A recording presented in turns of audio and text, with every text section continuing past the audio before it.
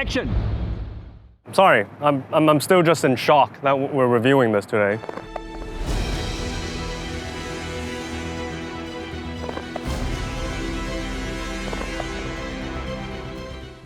I mean, where are we going to go after this? What's worthy to review after this? Come on, get it together, Justin, and All right. Hello and welcome to a brand new episode of Instacar HK. Today, we're reviewing this 1991 Ferrari F40. Now, all of you would know that the F40 is part of the Ferrari Big Five, starting from the 288 GTO all the way to the LaFerrari. Now, while the later Big Five models, such as the Enzo and LaFerrari, were really, power flexed by Ferrari to show the world, what they're capable of at that time, the earlier models, such as the GTO and the F40, had actually more of a racing purpose. In the early 80s, when Ferrari developed the 288 GTO, they had one pure intention of joining the Group B racing series. Now, the Group B racing series is kind of like this Wild West series where pretty much anything goes. Aside from a limit on engine capacity, nothing's limited. Turbo boost is not limited, horsepower is not limited, and the weight is not limited. They actually encourage manufacturers to use lightweight materials to keep the weight down. It was really a series for big manufacturers like Ferrari, Porsche, Audi, and Ford to bring the best game and fight it off on track or on the rally circuits. For that, Ferrari produced 272 288 GTOs in order to meet the homologation requirements. At the same time, they also produced the 288 GTO Evoluzione, which is the hardcore race version with big spoilers, big rear wing, 650 horsepower over the GTO's 400, and weighing less than 1,000 kg. The Evoluzione was intended to go straight to the racetrack to race in the Group B series. Unfortunately, however, after producing 5 of the Evoluzione, the Group B series was cancelled and never took off. So overnight, Ferrari had 5 amazing race cars that became obsolete. It was actually Enzo himself who decided that his engineers should use the platform of the Evoluzione to produce a road-going version Super Ferrari, being this F40 today. The F40 was also to celebrate the brand's 40th anniversary back in 1987, hence the name F40. Now, another rumor was that another reason that Ferrari had to produce the F40 was because they have to respond to Porsche's mighty 959, which was also developed to race in the Group B series. Now, while the 959 was a high-tech piece of kit with electronic four-wheel drive system, suspension, anti-lock brakes, etc., Ferrari made it clear that that is not what the F40 is about. The F40 is not a technological showcase. Instead, Ferrari wanted to produce a maximum performance racing car for the roads. And as a result, the F40 has a 2.9-liter V8 twin-turbo engine, which actually originated from the 308, producing 478 horsepower. Weight has been kept to only 1,100 kg with the use of lightweight materials such as carbon Kevlar composite. As a result, 0 to 60, 3.7 seconds. In 1987, 3.7 seconds, that's crazy. Top speed, 201 miles per hour, being the first ever Ferrari road car to break the 200 mile per hour barrier. Originally, Ferrari wanted to produce 400 units of the F40, but due to popular demand, they actually ended up producing 1,315 units of the F40. Being the highest production Super Ferrari there is. However, that did not affect the desirability or value of the F40 at all, because today the F40 remains one of the most desirable Ferraris out there, and its value exceeds Hong Kong $10 million.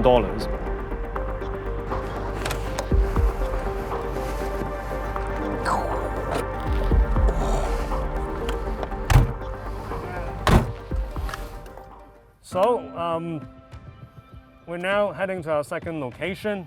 This is my first ever time in an F40. I'm extremely excited. This is the owner, Desmund, who will be driving us into our second location. Thank you so much, Desmond, for this opportunity. Oh, you're welcome. Wow, you make everyone's day. I like to share the experience with you. Exactly, the whole team. None of us fell asleep last night because we were so excited. So thank you. Okay, now the ignition. Well, so there's a press button. The interior, as one would imagine, being a pretty much a race car for the road, from the 80s. It's actually quite simple in terms of the dashboard and whatnot, but the materials used are really one of a kind. You have all these early style carbon fiber panels, no carpets obviously. This is a light car, everything is kept. I did put in some rubber mats of my own for ease of getting in and out. Exactly.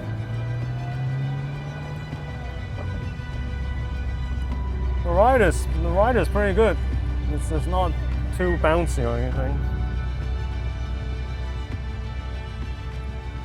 At low speed, How's the brakes? The brakes will actually make a pretty squeaky sound. Okay. Yeah. So But how's the clutch like? Is it's it heavy? very heavy. Very heavy. Very heavy.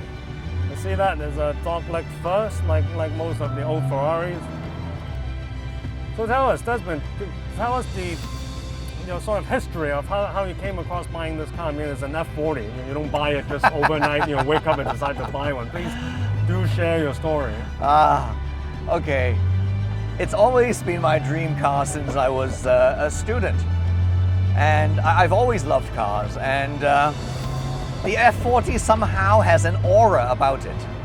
I agree. And it's actually the last car that Enzo himself produced.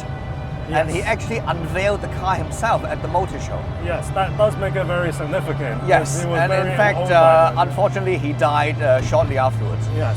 So it's always been known to be the swan song of Ferrari. I first saw the car in, I think it's the Birmingham Motor Show in the UK.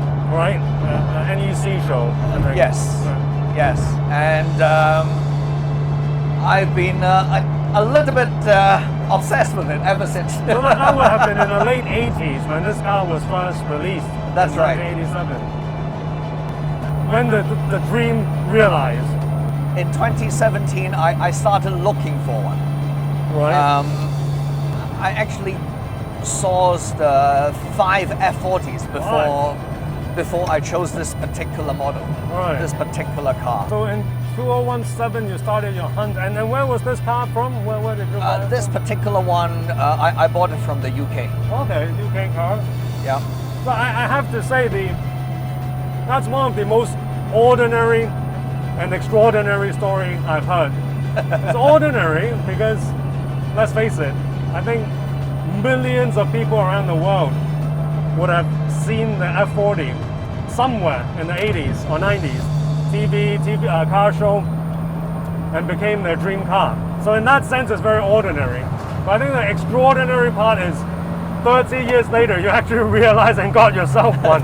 That's right. Considering there are only 1,300 of them made, you are part of a very exclusive club of people that realized their dream from 30 years ago. I'm a very lucky man. Yeah, that is- I'm a very, very lucky man. And so- I do realize. So- I think there are at least about 4 or 5 F40s in Hong Kong. Yeah. But I'm one of the very few ones who regularly drives the car. Yes. I mean, to me, a car is meant to be driven. A car is meant to be driven, not to be looked at as a pure piece of art. or hidden away in some garage. Yes. Well, that's definitely the same language that we speak. I was going to say, I think a lot of our viewers will recognize your car because yours is by far the most active F40 in Hong Kong, if not in Asia. It's out most of the time, and I think the audience would allow me to thank you on their behalf, for always treating us. Oh, you're with very a welcome. great view You're of this very car. welcome. And I like to share the driving experience with everybody. well, that must give you a good feeling to be able to share this piece of art, pretty much.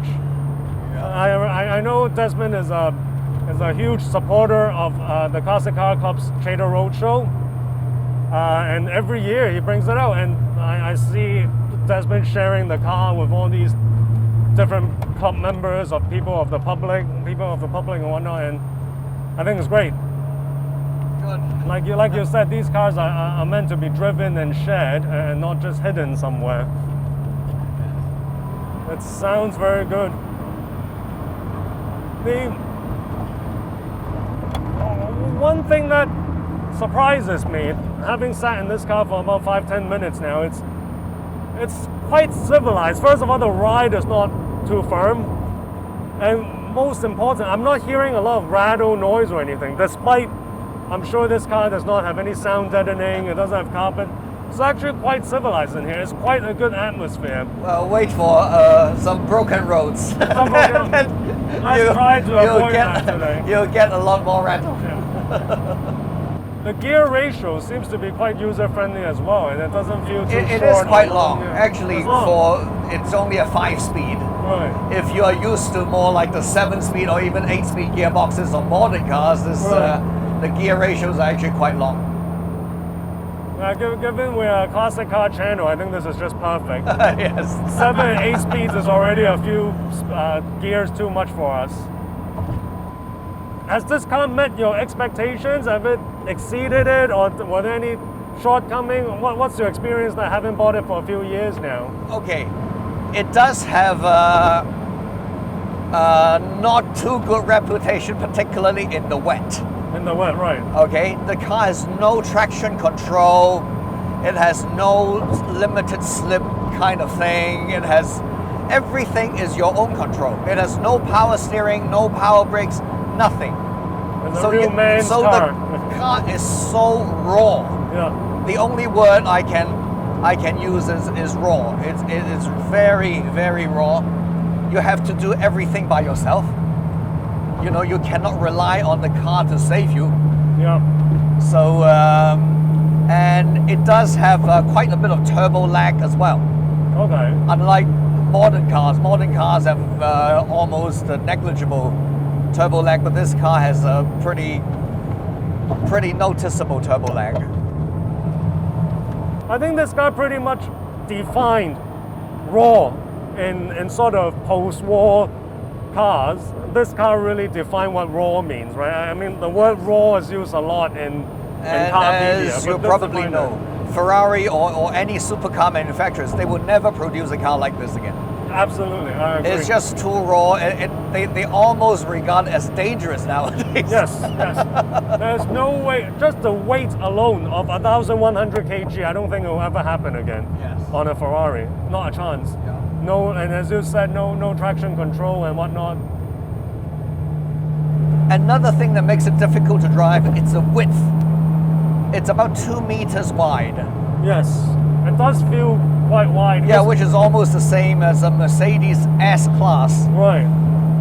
So imagining you're driving a supercar, a sports car, but with the width of a Mercedes S-Class. A lot of cars that we used to think is wide, it's not really wide in today's standard because cars today are so much bigger, including the Testarossa, for example.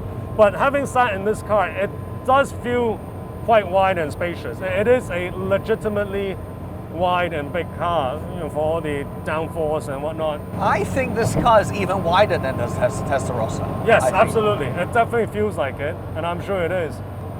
It doesn't have an AC, does it? It does. It's the only luxury item. Right. It has no electric windows, no central locking, no radio, no hi-fi, nothing. The only thing is the aircon. The only comfort is the aircon. Which is fortunate because otherwise it's almost undrivable in Hong Kong. Yes, in a place like Hong Kong. So how's maintenance like for this car? I mean, all Ferraris are expensive to maintain, but surely this is on another level. Surprisingly, it's not actually that bad. Okay.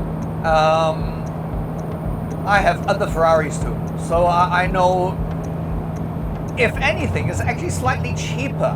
Really? Than the very modern day ones like the 458 or 488. Right. It's less electronic. Exactly, right. Because there are less electronic things, there are no computer related things. Right. The car is basically a very simple car. Yeah. Very, very simple car. Very simple car.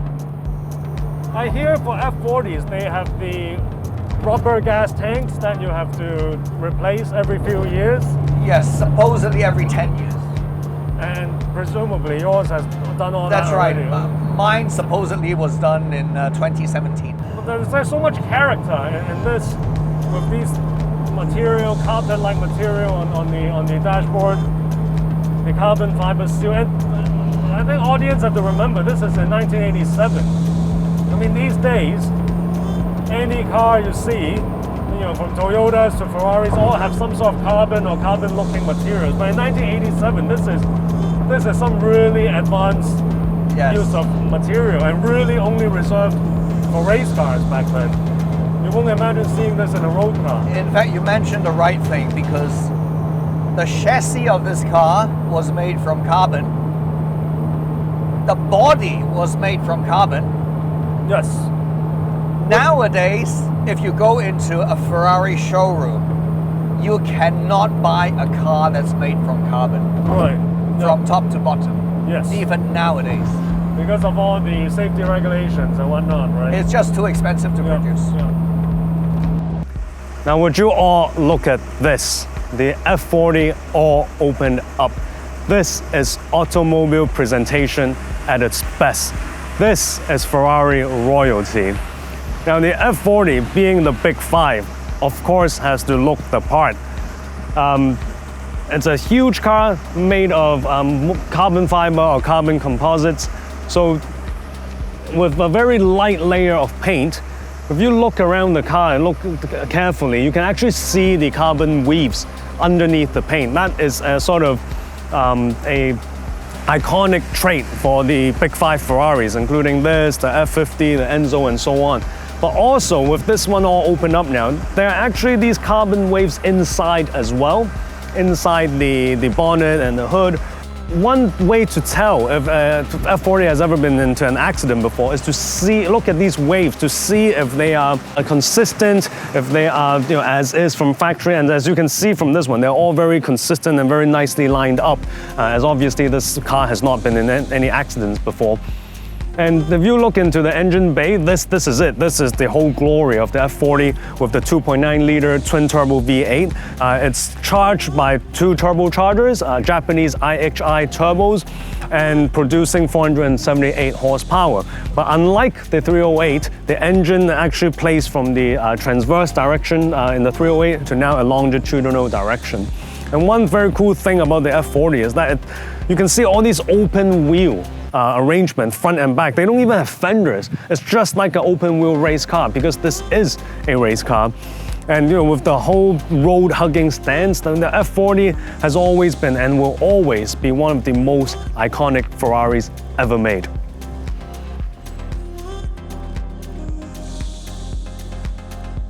Right, so now it's time for us to switch seat. Desmond has so kindly and generously allowed me to go for a little quick drive in his beloved F40. Needless to say, my heart is racing. I mean, this is a Ferrari Big Five. I have never dreamed of driving one. If sitting in one is an honor enough, let alone driving one. So thank you very much, Desmond. I promise I'll take it easy. This car is very valuable in all sort of senses, historical significance in the Ferrari line, value, everything. So, yes, so let's start. So as mentioned just now, there's a key and the start button, and so you turn the key first. Turn the key. Do I have to step on the clutch? And just press a button. this Okay, button. so just like that, it fires up. Now immediately I feel the pedals are very off-center. It's very going towards the right, which is surprising, as this is an original left-hand drive car, because usually you find that in right-hand drive cars, because sometimes right-hand drive cars are kind of like afterthought for manufacturers. But I think for this car, it's because of the fat front wheels, the wheel well taking a lot of space, so everything kind of has to be towards the center. But it's nothing too hard to get used to, I'm sure. The clutch I can already feel is really quite heavy. Other than that, 5-speed gearbox, dog leg first, nothing I'm not used to. So let's slowly proceed and see. So we're going to back up a bit first. 唔使撳啊。向下撳一撳少少。Okay, so rear is just like my 328. You push down the gear stick.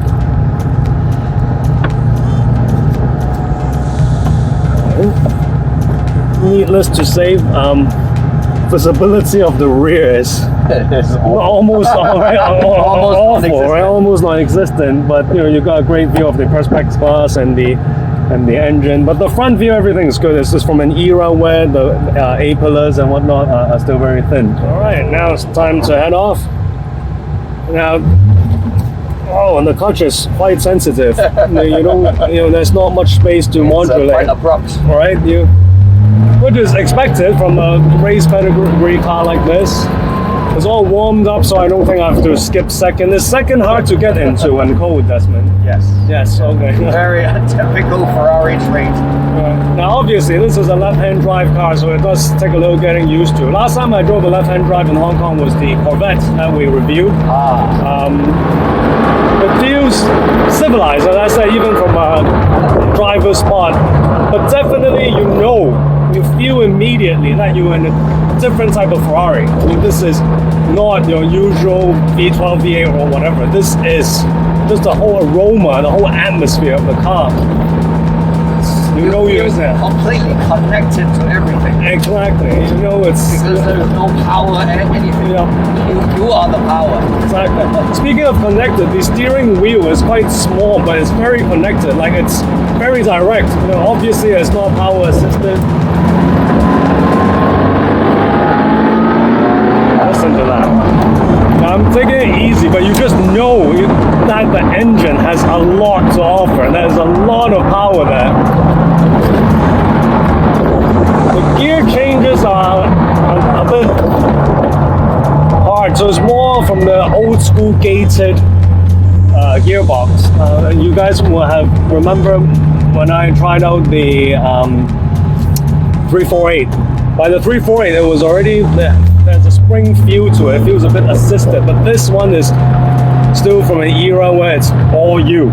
You have to do all the changing and all the effort.